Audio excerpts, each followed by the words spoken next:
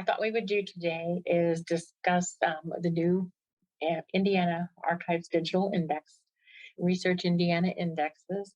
Some of you will know it formally as the Indiana Digital Archives, but we wanted a title for it that was a little bit more accurate as to what it is because it is more of an index. I have referred to this for a while as early ancestry. Remember the days when they were mostly indexes? Some of you may not be that old though. So this is kind of where we're at right now. We won't have a lot of images on the site for a while yet, but we do have a lot of wonderful indexes that will lead you to records that I think will be of a big help for you. Now, if you're familiar with the old site, I wanted, first of all, to talk a little bit about the differences. Previously, we only had 6 categories there, which were military, land, naturalizations, institutions, photographs, and historical records. And in the very first version of the digital archives, the historical records were called miscellaneous historical records. And there just really was not anything miscellaneous about those collections. And one of the things we wanted to do with this version is to make it easier to find things and to locate things. A lot of stuff was getting buried in that historical category before. And so we've broken things up and made it a little bit more clear. One of the new additions you'll notice there are the children's records. And you were finding children's records under historical and under institutions before, and it just wasn't, very clear where you were to find everybody. So I thought we would go through some of these, and I can kind of show you some search tips on the way as we work through them. Um, we'll start with children actually, because it is one of the more exciting new categories that we have. We were able to add, thanks to our wonderful volunteers doing so much indexing, which, by the way, I should stop and say thank you to any of them who might be here, just because they have done so much work and these indexes have been in progress, well, for as long as I've been here. Let's put it that way. We've had volunteers doing indexing.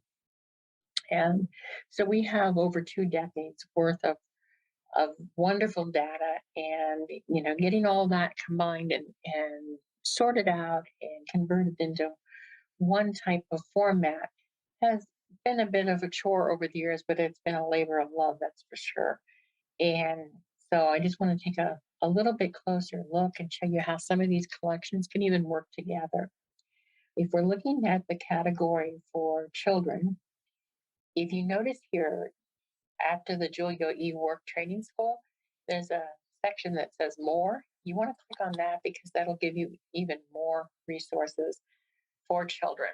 The largest collection at the top there is the state agent's correspondence. And right now, all of the categories will line up based upon the size of the collection. This was something done by the programmers behind the scene. And we have asked that they will change that to an alphabetical sort to make it a little bit easier. As you see, when we get into some of the other categories, when you have 92 counties, it's a little tedious to be sorting by the amount of records in each table. So, but speaking of the state agent's correspondence right there, this is a new collection that we've added. It was done by one of our volunteers, Sandy Ricketts, and she's done a lot of these Board of State Charities collections. It works really nice with the foster parent applications as well as the foster children database. You can see it there as foster care with 10,042 records. Now, with the foster care records, this is a database from the Children's Home Society and from the Board of State Charities. It contains 2 different collections of foster care files dated from 1892 to approximately about 1910. There are over 10,000 of these files. It's hard to believe that there could be that many children in the system in that short a period of time, especially at that time period, but there certainly were. You'll find children in here, not just from Indiana, but also some from the Catholic Orphan Society in New York and other places that came to Indiana as orphans. So this can be a good resource, even if you're looking for children from out of state. Notice that right now we're looking at an alphabetical arrangement of the names. If you click over on this little button here that says Open All, you will get a more detailed preview of each of those records so that you can get a bit more information about the child to see if that's someone that you might be looking for. If you had searched for a particular name, um, then you would also be able to tell if they're coming from other categories. But right now, we're just focusing on foster care. If you click more detail, it will show you anything else that we have in the index on that particular student. And for the most part, you're just going to get the county from which they came and also which record group they're going to be found in. Group one being Children's Home Society and group two being the Board of State Charities. At some point, those two sets of files are merged together. And so you might end up, if you order copies of records, seeing both agencies listed on the different documents that you receive. Now, when you open up a record, it opens in its own window. That way you can keep as many open as you need to until you decide which ones that you want to close. We'll just go back over here. Now, if you want to go on and you want to see what else might be there for this child, let's pick a name that I know we have several records for. Let's remove foster care and stay under the children's category, which, by the way, is a feature I really like about this new version of the digital archives because you don't have to continually go back to the home page and start all over. You can add and remove features that you want along the way. Here with under children, we're going to put in the name Jessie. If I could type, we will. Abbott. And okay, I misspelled Abbott. There's a Desi and a Bessie, and Desi has more records than Bessie. And so here we're going to have, you can see on the left-hand side, under category, we see two different categories popping up for Desi. She's going to show up in both the Julia E. Work Center and also the state agent's correspondence. If we want to see more, we can do the preview by hitting this arrow to the right, and we can tell which category that they're coming under. The nice part about the state agent's correspondence is it does work well with both the Julia E. Work School because there'll be many children who have correspondence in that collection who were at the Julia Work School, but there will also be children who are in the foster care files. And in those foster care files, you will sometimes see letters of someone writing to the Board of State Charities about the child. And then you'll notice on the letter that it's been stamped or handwritten with a reply date. And since we have this wonderful collection of letters from the state agent's correspondence, you can go to that collection and find the reply. So you kind of get both sides of the story, something that's kind of often missing when you're looking at historical records. And that can really help round out the information and the details about the child's life. Take a look back, and we're going to clear this out by just going back to the home page. One other thing I wanted to point out quickly, I'll run back to the children's records here. Notice the different categories that we have here. We've been able to add several of the children's guardian home records, such as Marion County, Wayne County, Cass County, also Cass County Orphans Home, and the Union County Orphans Home. Now, you notice a couple of those are fairly small.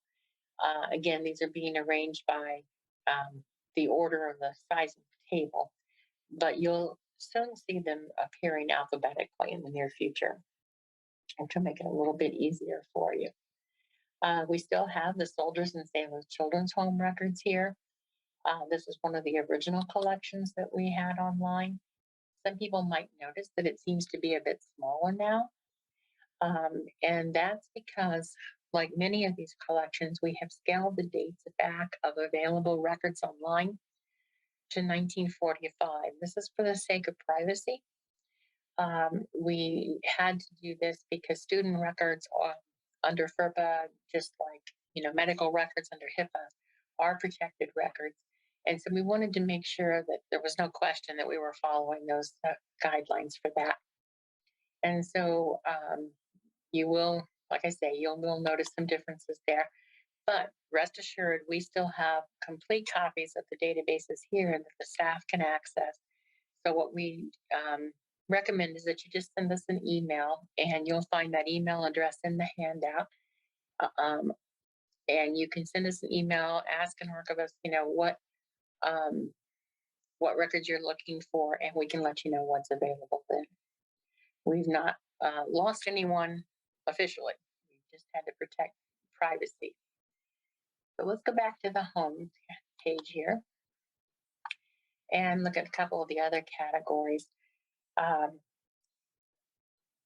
Formerly, we had a category called institutions, and it contained a lot of different things from orphanages to prisons to hospitals. And so, in part of breaking these categories out, we now also have the Department of Correction category. And this is where you'll find all the different Department of Corrections tables that you can find. Be sure to, when you're looking at the children's category, if you're looking for boys and girls who might have ended up in the Boys and Girls School, we did still keep those two along with the other Department of Correction records, just for the sake of consistency and the agency that they originated in. But you can find records sometimes for entire families under the Department of Corrections, because sometimes when there's trouble with the family, more than one person will end up in a bad situation. And so you will find records for parents maybe at the state prison or the women's prison. And keep in mind, in those days, children sometimes ended up in the Boys and Girls School even though they hadn't really done anything seriously wrong. They were maybe labeled incorrigible. I don't think we have that category anymore to be sent to corrections anymore. But you can, like I say, find entire family groups of records sometimes under this category. And then you can also, you will find when you're looking at records for prison inmates, in the days when many of these tables were created, they were very interested in eugenics. And so they're documenting families carefully. And you'll find mention. So, maybe the father is in the prison north and the son is in the boys' school, but there might be other children who are in the Soldiers and Sailors orphanage or that type of thing. Perhaps the mother has passed away. And so the children are now considered actually, orphans, or they're at the Julia Work home. And so those things will be noted in some of those records. So sometimes if you order one file for someone, you'll find out, a whole bonanza of records there for other members of the family as well. Go back to the home page here. I'm just going to point out a few of these categories. I won't go into detail on every one of them.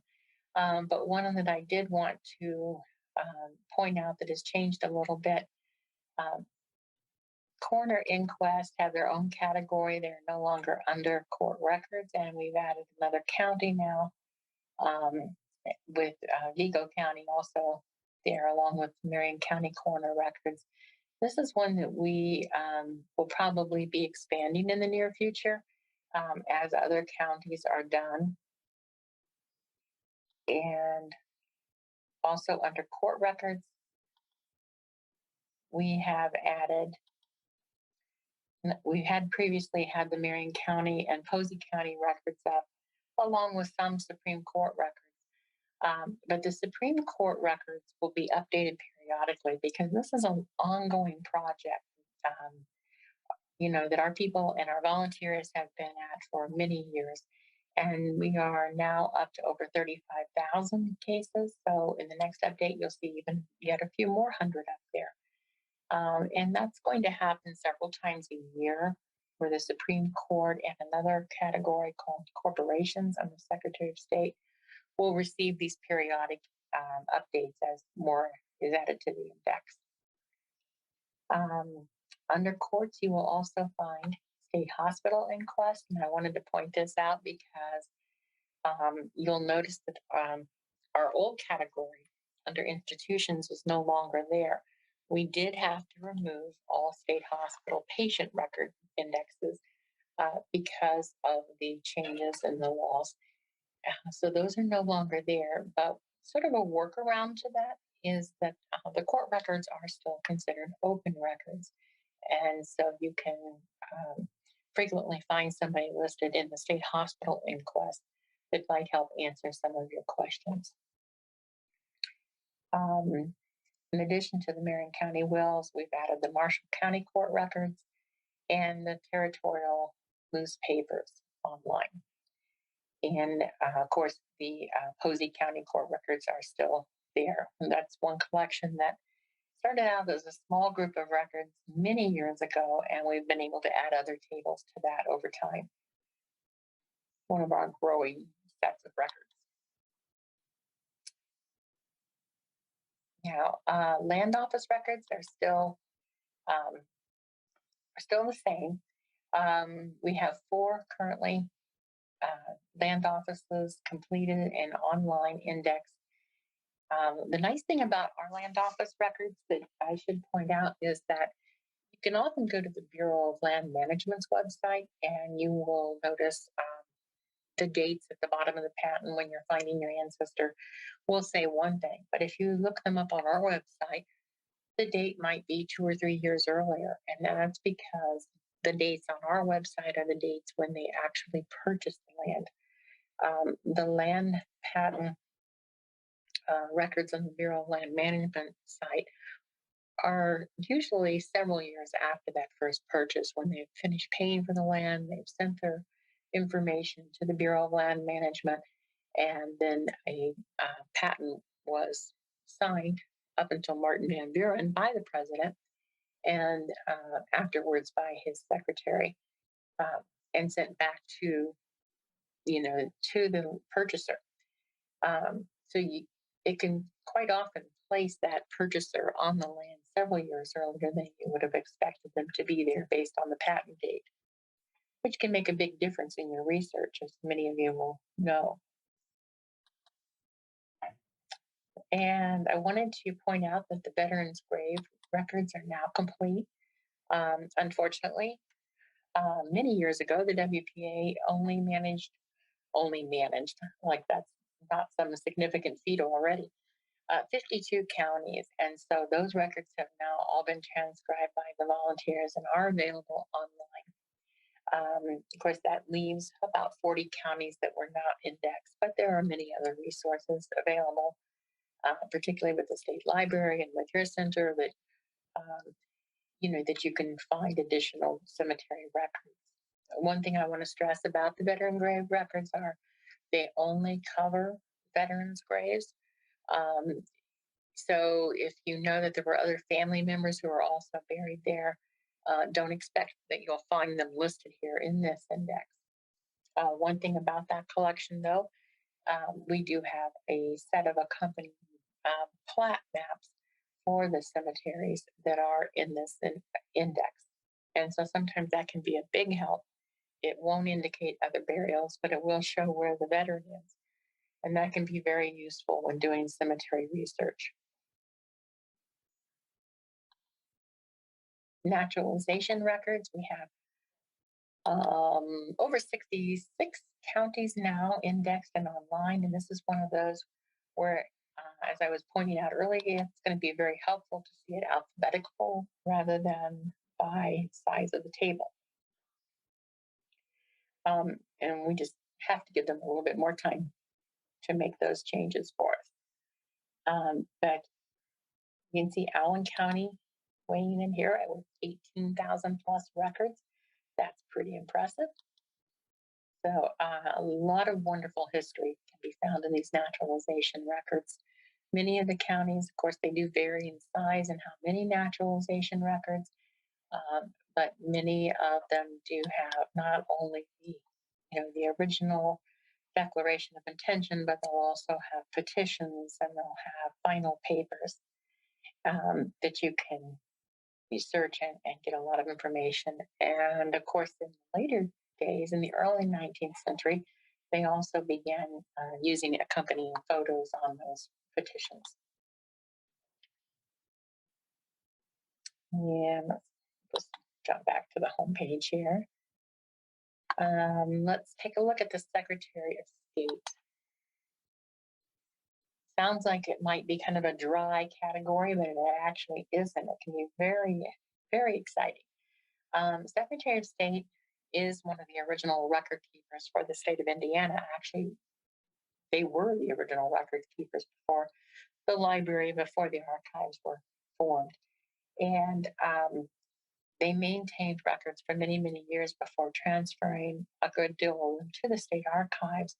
And exploring those collections takes a very open mind. You'll find everything from corporations for businesses to pardon and parole packets for state prisoners. This can be pardon and paroles, especially the second collection, which is quite a bit larger. The files here contain a lot of information in these packets. Many times people, after they had been in prison for a while, they would seek a pardon from the governor or at least a reduction in their sentence. So they would apply to the governor, to be pardoned or paroled or have their sentence reduced somehow. And so these files will contain a lot of supporting information.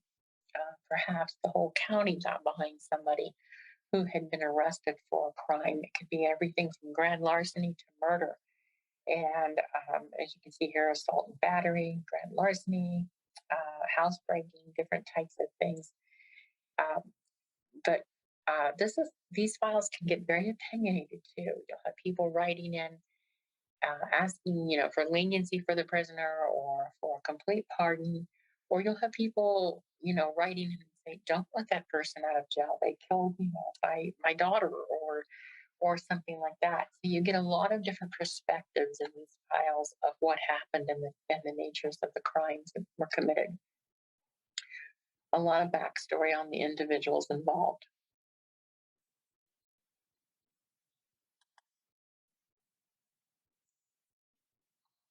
Now, another category I wanted to point out here is the professions. This is a very interesting category because you have everything from lawyers to pharmacy licensing, and also the Marion County Public Safety and optometrist. This is one of those categories that will continue to grow over time as other licensing files are added. One of the larger ones that some of our volunteers are working on right now are teachers licensing. And as you can imagine, there are tens of thousands of those. So they'll be at that for a while. But I can see the teachers licensing being one that we start adding in batches and in groups like we do with the Supreme Court and others, because that will grow for decades to come. One thing I wanted to point out about the Marion County Public Safety, you'll notice that when you look at one of these records, in the details, there are links at the bottom. Yes, we have this photograph, say for Wilbur Adam, but you can also notice you can follow a link here to the Marion County Public Library's website where they have digitized all of these employee cards, and you can pull up the card and print that online. And you'll have quite often an image and the record of their background together.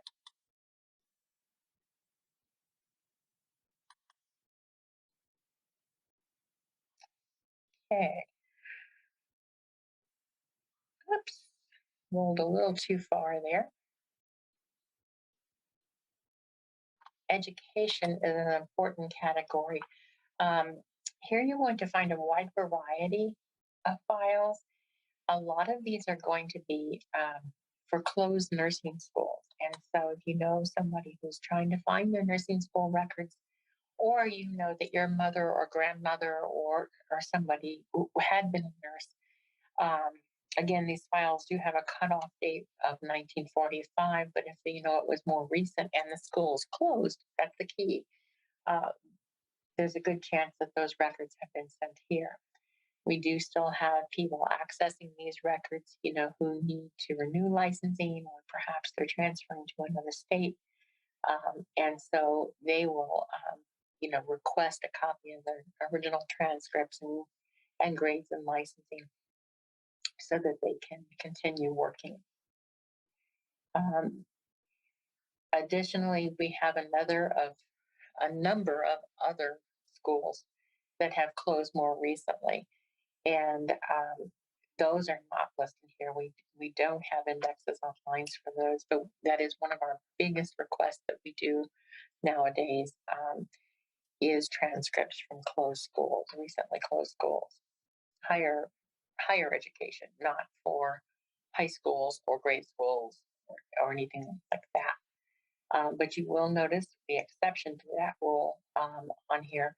We do have the Soldiers and Sailors Children Home records, also the Indiana School for the Deaf, and the School for the Blind records as well.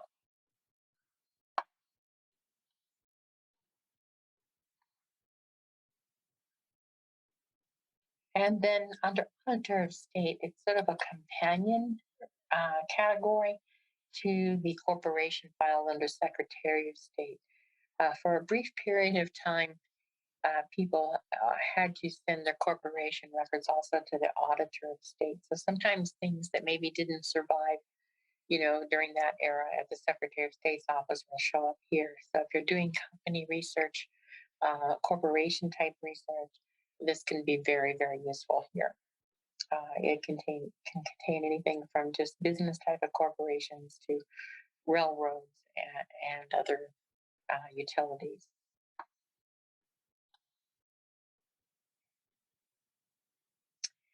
One thing I wanted to do, rather than continue to go through each and every one of these categories for you, is to give you a few ideas for search tips too. If you are looking for something in a court or a corporation type of record under Secretary of State or Auditor of State, you're going to want to use the keyword search. If you enter the name of a company, let's just go in here and pick a Supreme Court record, for instance, as an example. Let's see, we have Star City Elevator right here at the top. So let's do that. Notice that it's not going to show up if you start typing in the first name field. Watch it make up. Nope, it didn't make a liar out of me. So what you want to do here is, this is where the keyword becomes very important. If you put in Star City here, and this is something else I was going to tell you about, but it's going to pop up. Temporarily, we're having sort of an aggressive issue with this text predicting feature here, and they are going to be removing that for us, because all you have to do is click out the rest of the information that you don't want. But we have decided that it's a bit too aggressive, and it wants to take over your search for you. It's trying to be too helpful, let's put it that way. So that will be removed. But let's put in Star City, and now you can see all the different times that will pop up in the different instances. The Star City Elevator Company. If you open up some of these, well, why is that there? You'll find other keywords in there that are going to pop up. So it does search broadly. Let's put it that way. very wide search, which is more to your advantage than disadvantage. Typically, the results that you're going to want are going to be at the top. Like we see here, Star City Elevator Company. You can choose to sort by relevance, or if you are using the last name, first name search, you can sort by last name and first name, which can be very handy. If you are doing say for instance, since we're in the Supreme Court and we want to look at all the different cases, uh, we can do an alphabetical browse of those records that were selected, and it will go ahead and change that.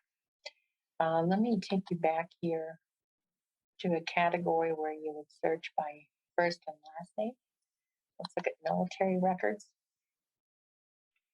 And say, for instance, if you want to see everybody who was in the Civil War, you can just narrow down and search by clicking that particular category, and it will refine the search. You won't have all of the military records popping up there. Now you're going to have everyone listed. It appears to be fairly well sorting by still by alphabetical browse. You can either choose it there, or as I said, you can choose the selection over here to sort by last name and then first name. And then you can, of course, expand that preview field so that you can see everyone as you go through. Now, you probably aren't going to want to browse all 213,000 Civil War veterans, but for a smaller collection, say with, several hundred names, or if you're having trouble finding a name because perhaps it's spelled differently, then this is a good alternative to take, because then you can go through the collection and sort it out and see the different types of spellings that might come up for a particular name. Or if it's just sort of an unusual name, let's take this one, for instance, a body. If this had several different types of spelling, you would see them fairly close to each other. And this way, by using this alphabetical browse, you can, go through and look for those different types of spellings and misspellings, which can be very handy. Previously, we didn't really have that option to do that. You just kind of had to keep trying different alternative spellings.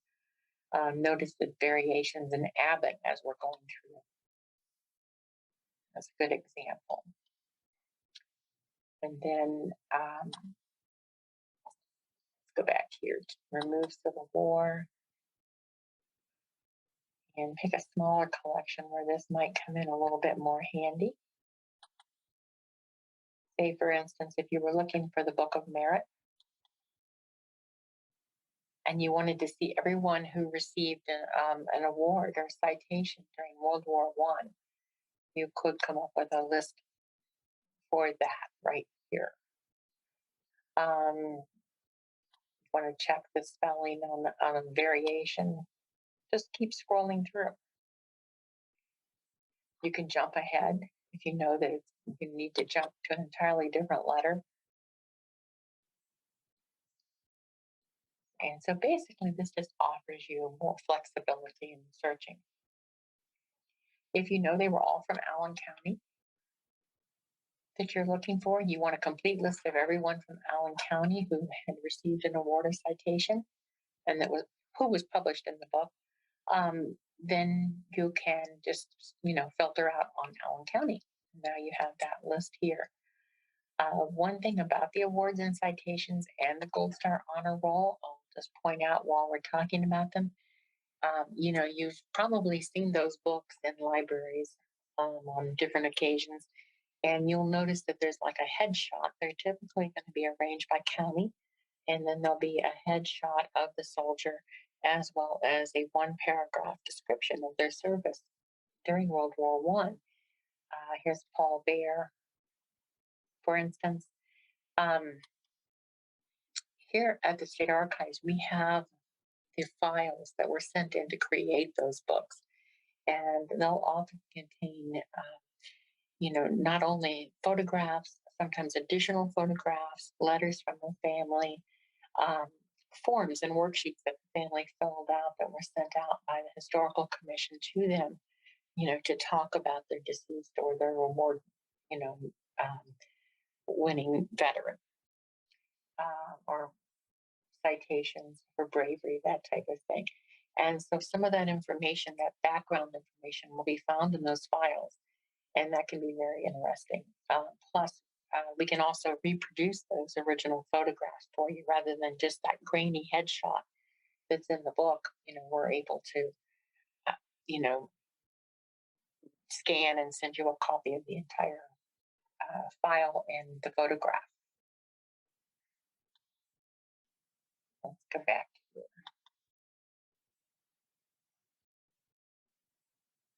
Okay. Now, in the handout that I had uh, sent earlier, I had sort of an outline of a few things that we were going to talk about, but I had kind of wanted to do that as we work through these different categories, so that you would have a chance to see how they work as you're actually working through the databases. Um, and I think we have pretty well touched on all of those topics. But if there are any questions or anything particular that I can answer for you, or categories you would like me to check out or to show you or demonstrate here, please let me know.